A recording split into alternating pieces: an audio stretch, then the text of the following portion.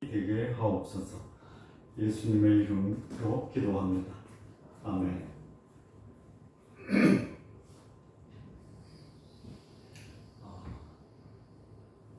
우리 성도님들, 내가 가지고 있는 그 생각, 소위 고정관념이나 선입관을 바꾸기가 어떻게 할만합니까? 아니면 그 생각을 벗어나기가 어렵습니까? 어려워요. 어렵구나. 네, 어렵습니다. 자, 신앙생활이 뭡니까? 신앙생활이 뭐예요? 우리 지금 신앙생활 하고 있죠. 조금 좀 불편한 질문을 드리면 제대로 신앙생활 하고 계십니까?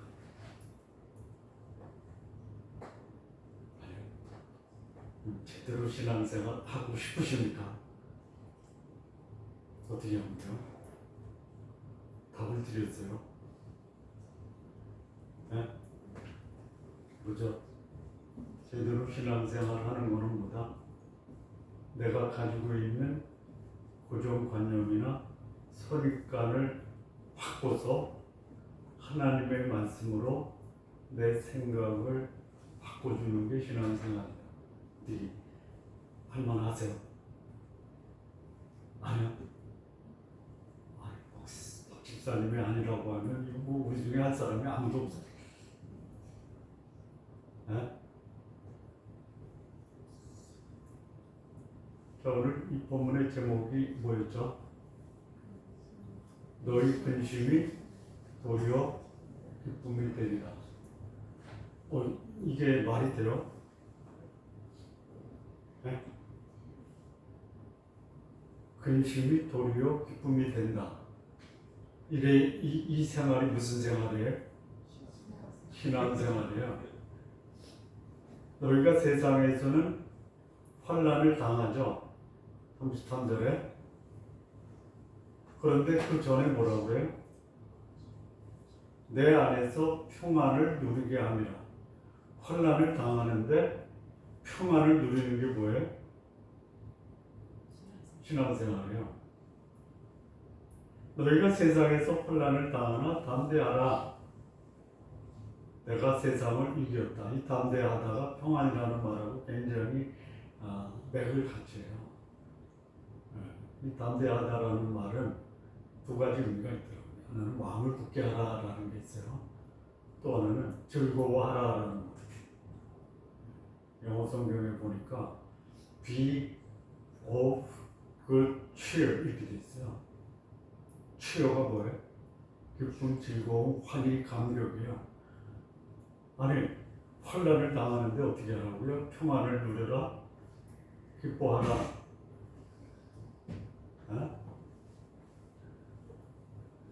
이게 어떻게 가능해요? 생각을 바꾸는 거예요.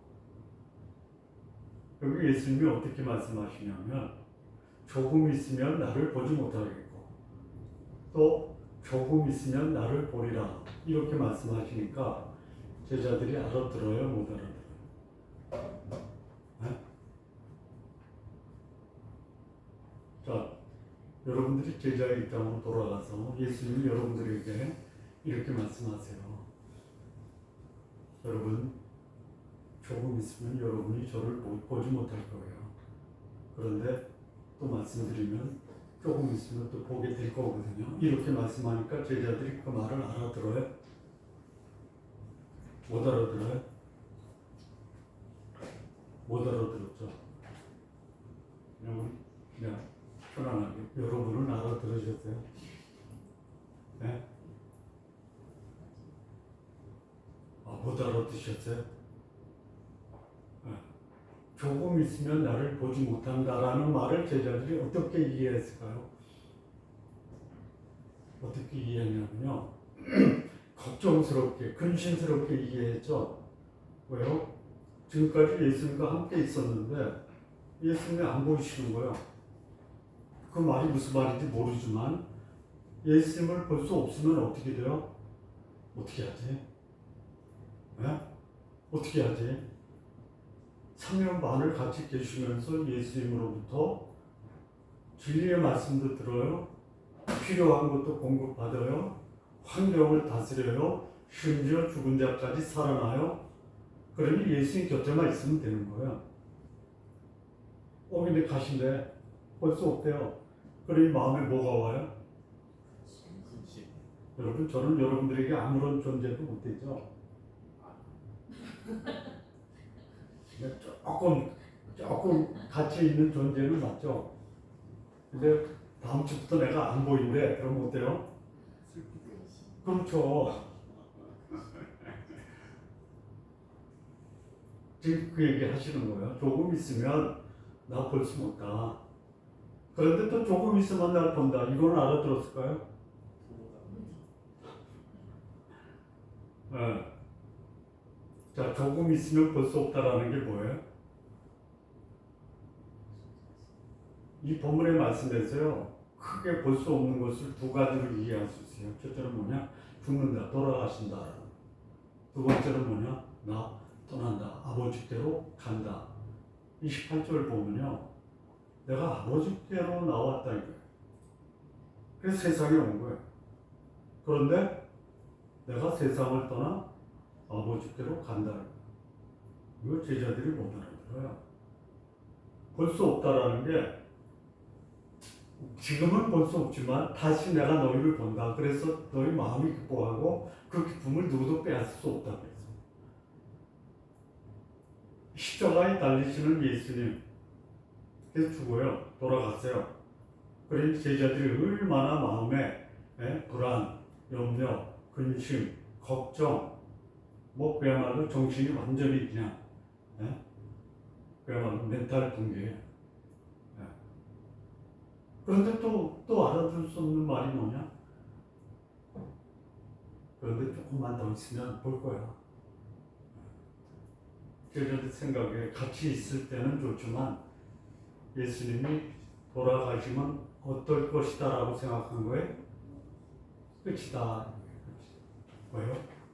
나사로를 살렸음에도 불구하고 그거는 예수님이 계셨기 때문에 가능했지 예수님이 돌아가시면 뭐예요? 이제는 절망이다. 네. 이게 어쩌면 예수님 믿는 사람들의 소위 고정관념과 선입관으로 그렇게 신앙생활을 할 수 있어요. 네. 환경 속에 우리가 갇혀서 그 환경의 범위를 벗어나지 못하고 내 생각, 판단, 경험, 이 지식을 가지고 예수님이 지금 여기서 나에게 도움이 안 되면 나는 다 끝이다 라고 생각할 수 있어요. 이게 16절의 말씀이에요. 그 말씀을 하니까 못 알아듣고요. 그들이 서로 물어봐요. 17절에서는 서로 말해요. 서로 말해요. 조금 있으면 보지 못하겠고 또 조금 있으면 보리라 하시고 또 여기 한마디 더 붙여요. 전에 예수님이 말씀했어요. 내가 간다. 예수님이 아버지께로 간다라고 말씀하셨죠. 기억나십니까? 언제 말씀하셨어요? 아주 오래전에 말씀하세요? 아니면 불과 몇 분 전에 말씀하셨어요? 어디서? 보혜사가 오시면 그가 죄에 대하여 의에 대하여 심판에 대하여 너희에게 책망하시리라. 근데 의에 대하여라 하면 내가 누구에게 가는 거예요? 아버지께로 가는 거예요. 왜요? 내가 아버지께서 나에게 주신 것을 다 완수했기 때문에. 의가 뭐예요? 목표에 도달한 게 의예요. 아버지께서 내게 주신 것을 다 완수해서 가는 게 의예요. 아버지께서 나에게 주셔서 이 땅의 모든 인류를 향한 하나님의 사랑과 구원의 계획을 완수하셨다가 뭐예요? 내가 아버지께로 간다. 이거 못 알아들어요. 그 다음에 조금 있으면 18절 조금 있으면 이라라는 말씀이 도대체 무슨 말씀이냐, 그 말씀이 무슨 말씀인지 내가 모르겠다, 알지 못한다 제자들. 그러니까 지금까지 제자들의 예수님을 따르고 그들이 하나님을 믿고 그야말로 신앙생활을 한 거예요. 예수님과 더불어 우리보다 훨씬 신앙생활하는 영적인 조건이 제자들이 훨씬 좋죠.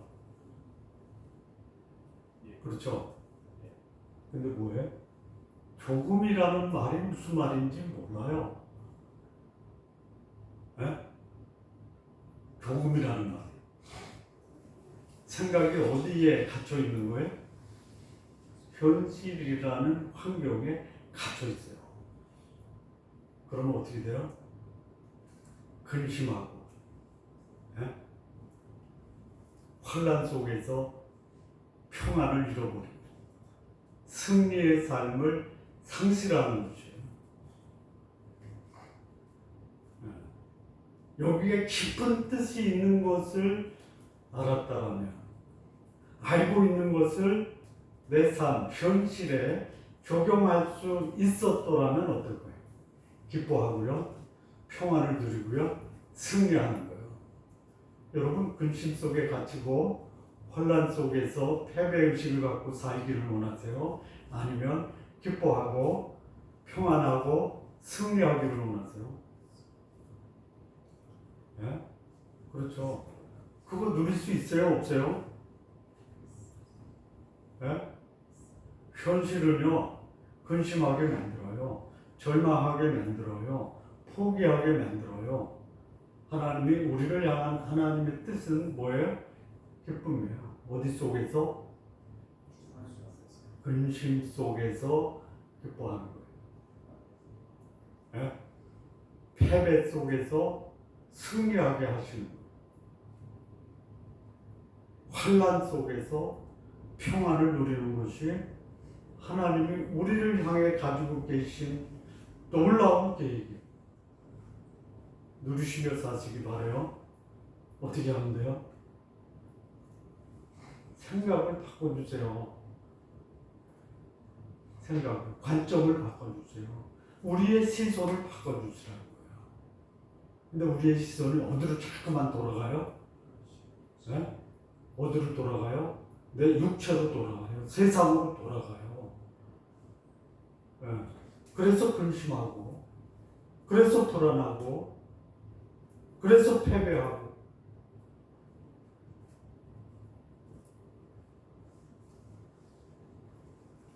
자, 그랬더니 예수님이 식구들에서 그 묻고자 하는 것을 예수님이 아세요. 그리고 말씀하십니다. 너희가 조금 있으면 보지 못하겠고 또 조금 있으면 본다라고. 식구들.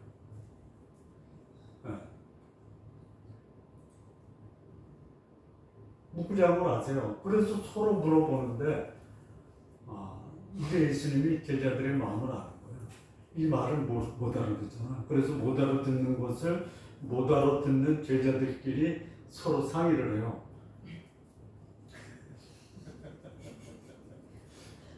여러분, 문제를 받았어요. 그럼 그 문제를 해결하려면 누구한테 가야 돼요? 문제를 해결할 수 있는 사람. 제가 뭐 공부는 별로 못했는데요. 열심히는 했어요. 그렇게 보입니까? 공부는 못하지만 열심히는 했어요. 뭐 고등학교 때도 그렇고 대학교 때도 그랬어요. 좋은 때가 되면 와요, 나한테. 뭘 가져와요? 지들이 풀지 못한 거. 풀지 못한 것도 갖고 올 뿐더러 공부를 안 했기 때문에 예사 문제 뽑아달라고 와요. 그럼 제가 가르쳐 주겠어요? 안 가르쳐 주겠어요? 가르쳐 주죠. 그리고 시험 끝나고 나서는 이제 저녁 한 끼 사는 거예요. 못 알아듣는 사람끼리 토의해봤자 뭐예요? 미궁 속에 빠져서 헤매고 다니는 거예요. 예수님 그 말씀 하시는 거예요. 그런데 이런 제자들의 모습을 예수님이 명쾌하게 답을 주세요. 20절. 진실로 이거 예수님이 제자들을 보고 내가 내 마음에 깊은 진리를 너한테 말한다. 너 지금 울고 애통하다. 어쩔 줄 모른다. 그런데 너희가 곡하고 애통하는 모습을 누구는 기뻐해요? 세상이 기뻐하는 거예요. 여러분들이요, 마음속에 근심, 고통, 패배 이거 가지고 있으면 누가 기뻐해요? 세상이 기뻐해요. 그런데 세상 사람들이 쟤들이 가지고 있는 게 곡하고 애통하는데 아니 기뻐해. 그러면 세상이 기뻐하겠어요? 저건 뭐지? 여러분이 곡하고 애통하는 모습을 보고 불신앙의 세상이 기뻐하게 하지 마십시오. 그런데 예수 뭐라고 그래요? 너희가 근심하게 된다. 근심한다. 그러나 그 근심이 뭐예요? 도리어 기쁨이 된다 이거예요. 근심이 도리어 기쁨이 되고 이거는 21절, 20절. 너희 근심이 도리어 기쁨이 된다 이거예요. 이 근심이 기쁨이 되는 비유를 이제 제자들이 알아듣는 비유로 설명을 하세요. 그게 뭐예요? 해산이에요. 여자가 해산하게 되면 그때가 이르렀기 때문에 근심해요. 그때가 이르렀다는 어떤 때예요? 그때가 어떤 때예요? 어떤 때예요? 출산할 때. 그러더라고요. 사람이 겪는 고통 중에 참 견디기 어려운 고통 세 가지가 있대요. 산통이요. 그 다음에 이걸 뭐라고 해야 돼? 돌통이 뭐죠? 몸에 돌이 있는 거.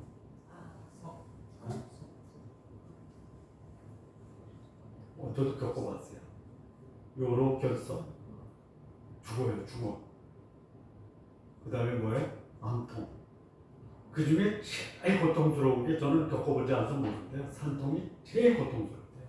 그런데 잊어버려요. 왜? 산통 후에 누리는 기쁨 때문에 산통을 기억하지 않아요. 예수님이 떠나는 고통이 어떤 고통이냐면요. 소위 산통이에요. 산통. 견딜 수 없을 정도로 고통스러워요. 여인들이 해산을 할 때 이 산통 때문에 쥐어뜯는데요. 뭘 쥐어뜯어? 뜯어보셨어요? 안 뜯었어. 왜 웃어? 뭘 쥐어뜯어? 그래서 안 들어갔어. 저는 뜯길 것 같아서 미리 피했어요. 남편 머리카락을 뜯는데 너무 고통스러워서 뜯는 것뿐이 아니라 욕도 하고 너무 고통스러우니까. 그 제자들이 예수님이 조금 있으면 못 본다라는 것을 어디다가 비유한 거예요? 산통에 비유한 거예요. 얼마나 제자들 마음이 그런 거예요. 이제 무너졌네. 우리 죽었구나. 근데 예수님이 그런 제자들의 마음을 읽어요. 그런데 아기를 낳으면 세상에 사람을 낳았어요. 생명을 낳았어요.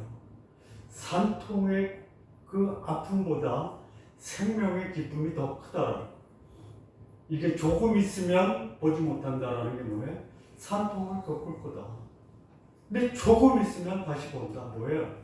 세상에 사람이 난 것으로 인해서 기뻐하는데 너희 마음이 기뻐하는데 어느 누구도 그걸 빼앗을 수 없어요. 이게 신앙생활이에요. 하나님 기약이면 산통도 없애고 출산의 간격만 누리게 하세요. 여러분 산통이 무엇의 결과예요? 죄의 결과라는 거 아세요? 네? 아담과 하와가 범죄할 때 하나님이 범죄한 아담과 하와에게 준 각각 세 가지 형벌이 있죠. 여성에게 준 게 뭐예요? 즐거운 출산이 고통스러운 출산. 사랑하는 남편이 그야말로 뭐예요? 예? 사모하는 남편. 사모하다라는 게 사랑이 아니에요. 남편을 내 욕구, 충족에 대사하는 거죠. 두 가지인가? 사랑의 대상이 욕구, 충족의 대상, 즐거운 출산이 고통스러운 출산, 또 하나는 그 남자에게 준 고통은 즐거운 노동이 괴로운 노동. 예. 사랑하는 아내가 지배하는 아내로 바뀌어. 그러니까 사랑을 해야 되는데 사랑이 아니라 지배를 하는 거예요. 그게 뭐예요? 여러분, 우리의 관점이 세상적 관점에서 결혼하기 전에 아내와 남편을 생각하는 게 결혼하면 달라지는 게 뭐예요? 죄의 결과가 결혼 후에 드러난다. 바뀌는 거예요. 신앙생활은. 우리의 관점이 세상적 관점, 육체적 관점, 소위 사단의 관점에서 하나님의 관점, 세상의 관점에서 바뀌는 거예요. 관점. 육체적 관점에서 하나님의 관점으로 바뀌어요. 세상의 관점에서 하나님의 관점으로 바뀌는 게 신앙생활. 여러분, 세상적 관점이 내 속에 들어오면 내 현실이 잘 되면 기뻐해요. 안 되면 어떻게 하실 거예요? 고통스러워요. 그 관점을 바꾸세요. 고통의 그 실체가 세상이냐 사단이냐 내 육체냐 그러면요 그것을 바꾸셔야 돼요. 그게 뭐예요? 영적 훈련. 끊임없이 내 생각을 누구한테 굴복시켜요?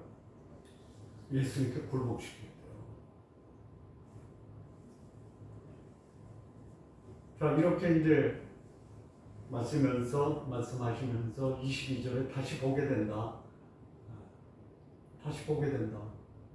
그래서 너희 마음이 기쁠 거고 빼앗으다 오다. 그 다음에 23절. 이상한 말씀하세요. 그날에 너희가 아무것도 내게 묻지 않냐. 그날이 뭐죠?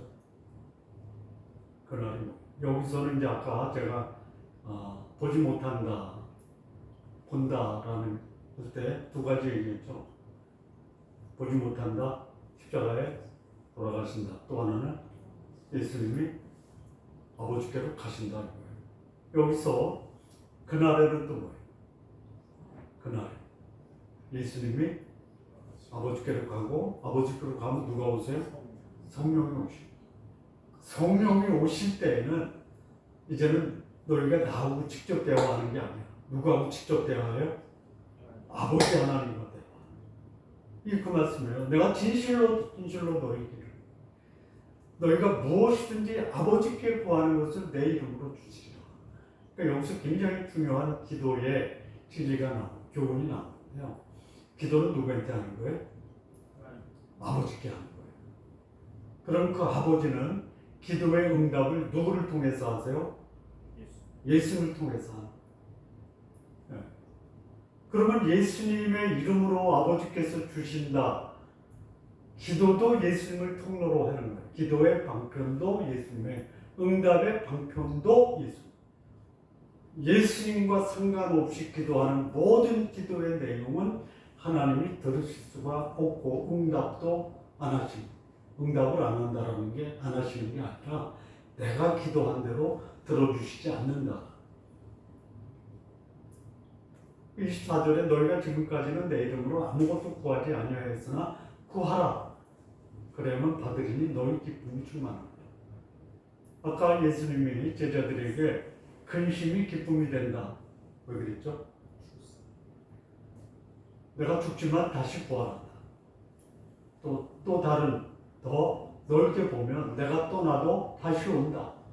뿐만 아니라 내가 가도 성령이 오신다. 나도 오고. 그래서 기뻐하라 이거예요. 두 번째 여기 너희 기쁨이 충만하리라. 왜요? 아버지께서 내 이름으로 기도하는 것, 내 이름으로 응답하셔서 받게 되고 그 결과로 내 마음에 주체할 수 없는 기쁨으로 가득할 것이다. 기쁨의 정의가 뭐예요? 기쁨의 정의. 소원의 성취예요. 근데 그 소원이 누구의 소원이어야 돼요? 아버지의 소원과 내 소원이 일치돼야 돼요. 또 여호와를 기뻐하라. 저가 내 마음의 소원을 이루어 주시리로다. 근데 우리는 기도할 때 어디에 초점을 맞춰요? 어떤 관점에서 기도해요? 그건 뭐 잘못된 거 아니에요. 그런데 그 기도가 하나님의 마음을 기쁘게 하면 돼요.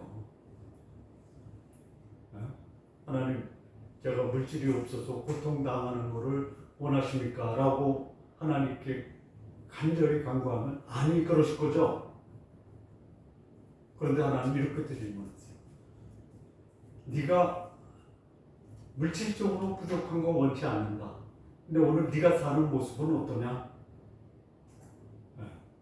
그 하나님의 질문 앞에서도 제가 당신의 뜻을 이루기 위해 살다 보니까 이렇게 형편이 어려워졌습니다. 방법이 없는데 하나님은 전능하신 분이니 제 문제 당신께 맡깁니다. 그러면 하나님이 어떻게 해결하세요? 예수님의 이름으로 해결해 주세요. 내 이름으로 구하는 것을 아버지께서 응답하세요. 전에 예수님이 그런 말씀하셨죠. 너희가 너희가 내 안에 거하고 내 말이 너희 안에 거하면 무엇이든지 원하는 대로 구하라. 요한복음 14장 26절이에요. 24절에 16절에 15장 17절 7절 내려오는 일이었는데 장절이 감감을 해. 그러니까 우리 그 구절을 정확하게 말씀한 분은 저보다 젊어서 기억력이 좋은 거예요. 아니야, 그거는 아는데 다른 건 몰라.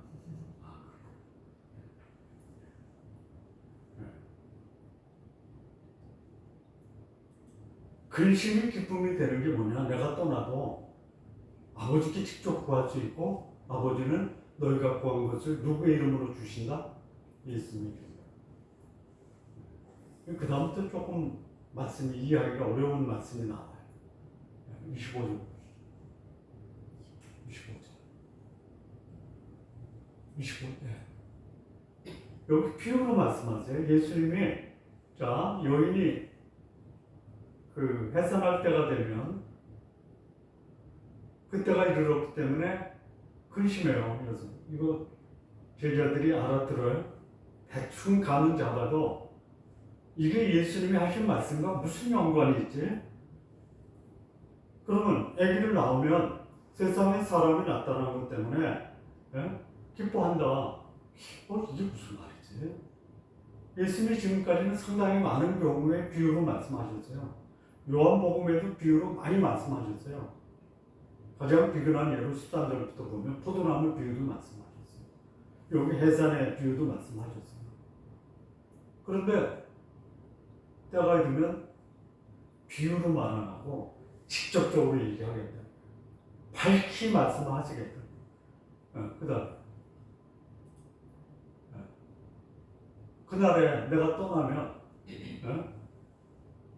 성령이 오시면 그날에는 내 이름으로 구할 것이요 너희를 위하여 내가 아버지께 구하겠다는 말이 아니다.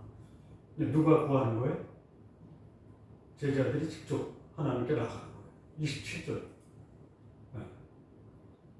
여러분 우리 신앙인들이 그리스도인들이 아버지께 직접 나갈 수 있는 근거가 이거예요. 첫째, 예수님을 사랑하냐?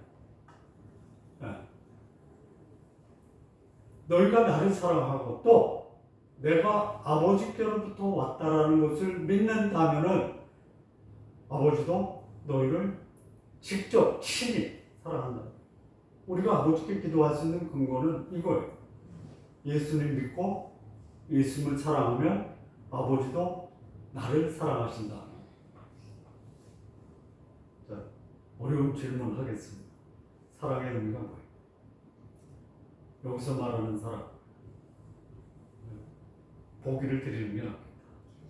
1번 아가페, 2번 필레오, 3번 에로스, 4번 스토르게. 1번에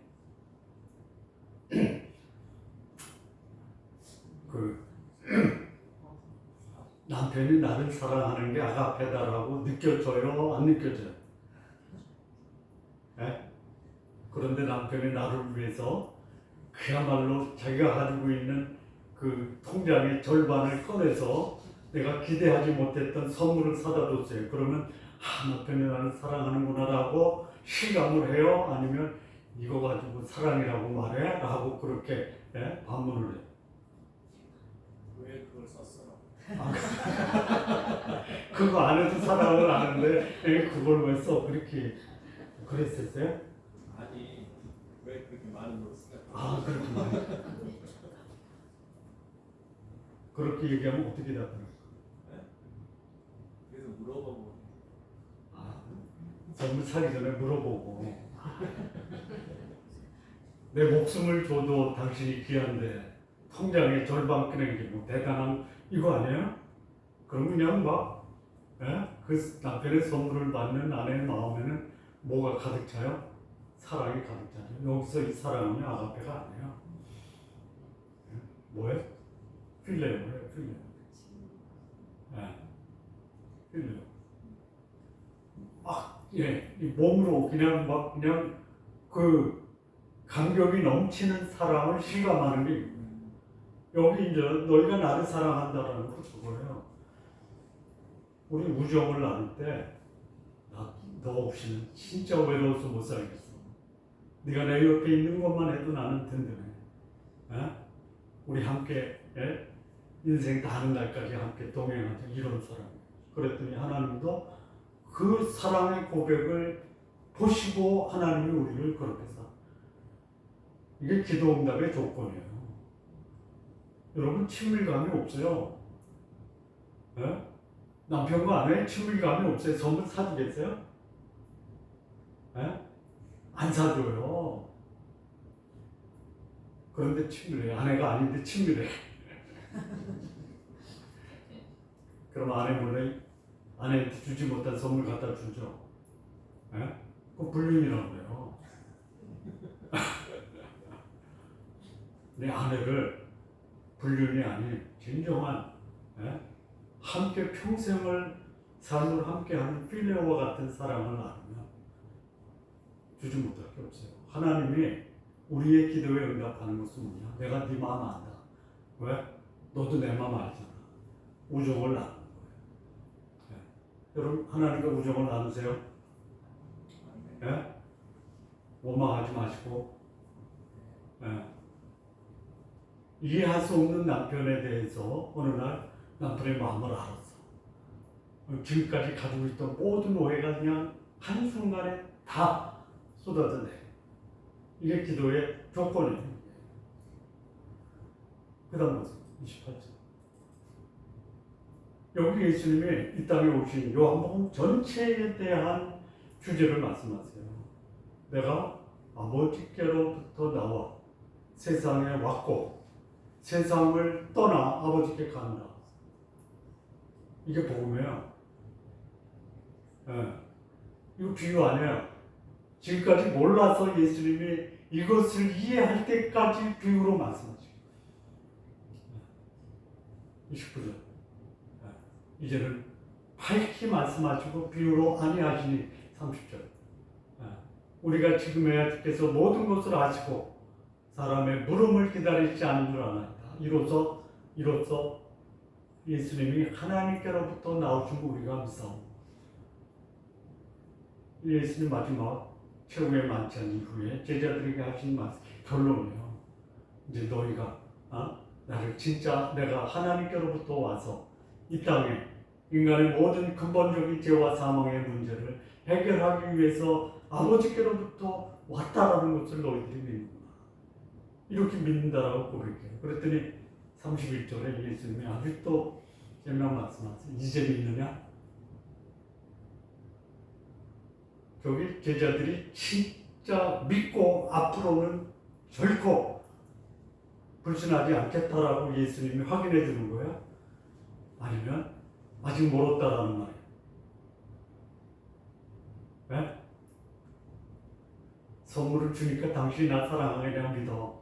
앞으로 나 속적인 일 없겠지라고 물으면 앞으로 속 안 새겨요? 이 그 얘기예요. 그래서 그 다음 보세요. 32절. 이게 뭐냐? 보라, 너희가 각각 제 곳으로 흩어져. 나 혼자 둘 거야, 너희가. 근데 벌써 왔어. 예수님이 제자들 떠난 거 아세요? 이미 제자들 마음에 근심이 뭐 다 알고 있습니다. 믿습니다. 예? 뭐예요? 예수님이 그 다음에 겟세마네 동산에서 잡혀가잖아요. 어떻게 돼요? 이게 우리의 모습이에요. 제자의 모습이에요. 예. 이런 제자들에게 예수님이 마지막 말씀이에요. 33절. 이것을 너희에게 지금까지 했던 거예요. 13장부터 여기 16장 32절까지 한 이 모든 것을 너희에게 말했다. 왜요? 평안을 주려고. 평안을 누리게 하려고. 그런데 알아라. 너희가 앞으로 살면서 세상에 살면서 어려움을 겪는다. 환난을 겪는다. 이 환난이라는 말이요. difficulty가 아니에요. tribulation이에요. 여러분 요한계시록에 환난이 나오죠. 그런 환난이에요. 겪는다. 나를 믿는 신앙의 과정 속에는 그런 환난을 겪는다. 꽃길이 아니다. 가시밭길이 될 수 있다. 담대하라. 두 가지 얘기했죠. 마음 굳게 먹어라. 또는 즐거워하라. 왜요? 내가 십자가를 주고 세상을 떠나 아버지께로 가지만 내 길이 십자가의 길이 고난의 길인데 나는 그 고난을 묵상하는 게 아니라 승리를 묵상하고 이 길을 가고 있다. 너희도 그렇게 살아라. 너희 십자가를 주고 나를 쫓아. 예수님이 승리할 수 있는 비결이 뭐예요? 아버지께서 나와 함께 계신다. 여러분, 세상 끝날까지 너희와 함께, 여러분과 함께 계시는 하나님. 이거 늘 기억하시면서 사세요. 그리고 환난을 당하지만 승리한다라는 것에 대해서 확신을 갖고 이것을 인식하고 사시기 바랍니다. 종료하면요. 우리가 세상에서 내가 믿는 예수님이 떠나고 그 떠난 곳으로 인해 근심하지 않고 기뻐하며 살 수 있는 이유가 뭐냐? 첫째, 그분은 떠나는 것이 아니라 다시 부활하시고 그분은 또 다시 오신다. 떠나가실 때 그분은 그분의 역할과 임무를 대신할 성령 하나님을 다시 보내신다. 그리고 우리가 지금까지 기도했던 그 하나님 아버지와 직접 소통하게 하신다. 이게 기뻐해야 될 첫 번째, 두 번째는 뭐예요? 기도를 통해서 그 기도의 응답을 하나님께서 예수님을 통해 우리에게 응답하신다. 그리고 환난 속에서도 우리는 승리에 대한 약속을 주셨다.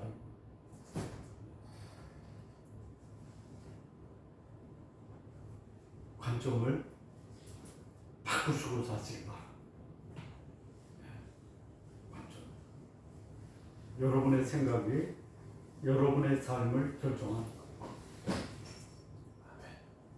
하나님도 기쁘게 하고 세상도 놀라게 하고 여러분의 인생도 변화시키는 이 육적인 관점을 하나님의 관점으로 바꾸면서 하시는 성도님들 되시기를 진심으로 바랍니다.